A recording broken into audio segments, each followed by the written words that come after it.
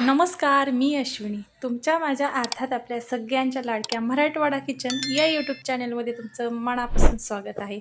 आज आपल्या मराठवाडा किचनमध्ये चविष्ट अशी आपण शेवयाची खीर बनवत आहोत.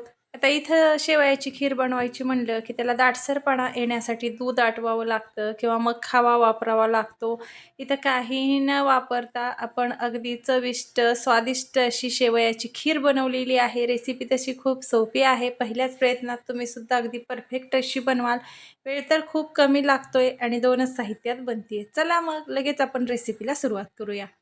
आता शेवयाची खीर बनवायची म्हटलं की सगळ्यात अगोदर इथं आपल्याला शेवया लागतील. तर शेवयाची खीर ही भरपूर वेगळ्या वेगळ्या पद्धतीनं बनवली जाते. तर इथं आपण गोड खीर आज बनवत आहोत. त्यासाठी 1 वाटी मी शेवई घेतलेली आहे आणि इथं आपण गॅस चालू केलेला आहे. एक कढई घेतलेली आहे आणि त्यामध्ये आता ही आपल्याला शेवई भाजून घ्यायची आहे. शेवया भाजत असताना अगदी मंद आचेवर भाजून घ्यायच्या.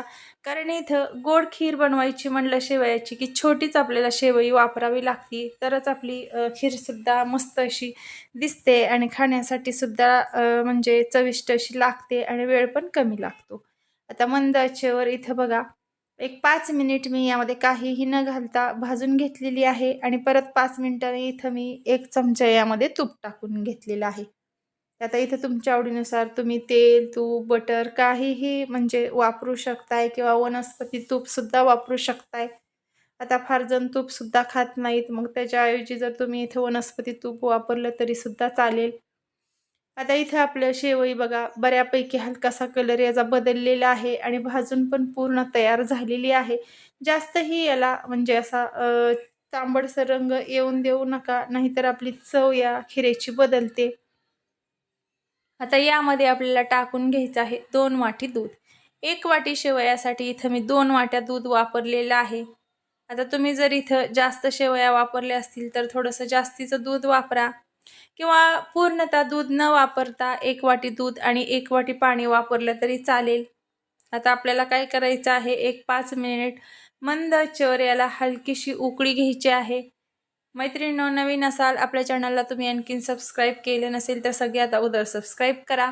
तर इथं बघा मी साखर टाकून घेतलेली आहे 1 वाटी. 1 वाटी शेवया, 2 वाटी दूध आणि 1 वाटी इथं मी साखर टाकून घेतलेली आहे.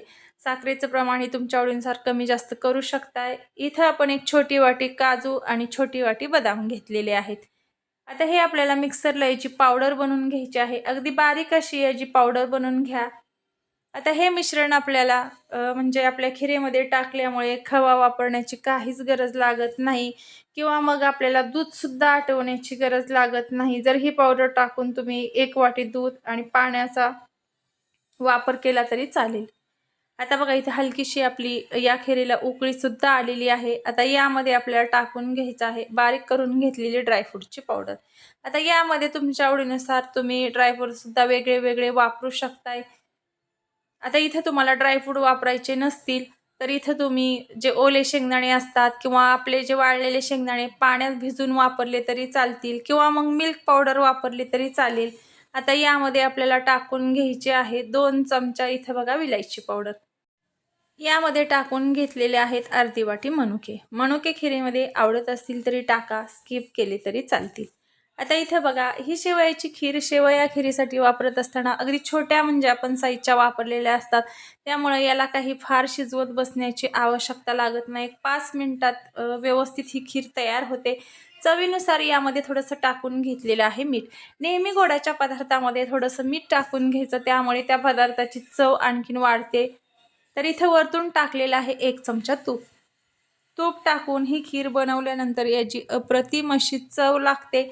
पण मी सुरुवातीला सांगितलेलं आहे की तुमच्या आवडीनुसार तूप, तेल, बटर किंवा मग वनस्पती तूप काहीही तुम्ही वापरू शकताय. तर इथे आपली पूर्ण ही तयार खीर झालेली आहे. आपण गॅस बंद केलेला आहे. आता एका बाउलमध्ये ही खीर आपण काढून घेतलेली आहे.